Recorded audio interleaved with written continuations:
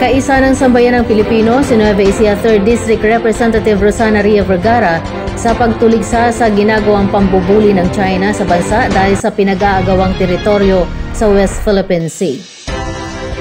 Sa katunayan nitong Lunes, March 18, 2024, nagpahayag ang kongresista sa Kongreso ng kanyang saloobing pakikiisa sa pamahalaan at sa buong sambayanang Pilipino sa pagkondina sa pang-aabusong ginagawa ng China, partikular ng Chinese Coast Guard at Chinese militia.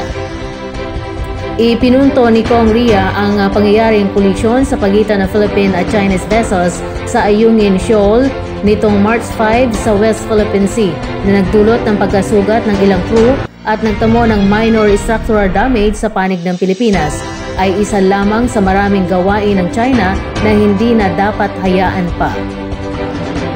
Aniya ang bansang Pilipinas ay isang butil lamang ng buhangin kumpara sa higanting bansa ng China. Ngunit ating pakatandaan ang kasabihan ng ating mga ninuno na maliit mang butil ang buhangin. Ito ay nakakapuwing din. Sabay sabing panatilihin ang pananampalataya sa ating pamahalaan at sa ating bansa.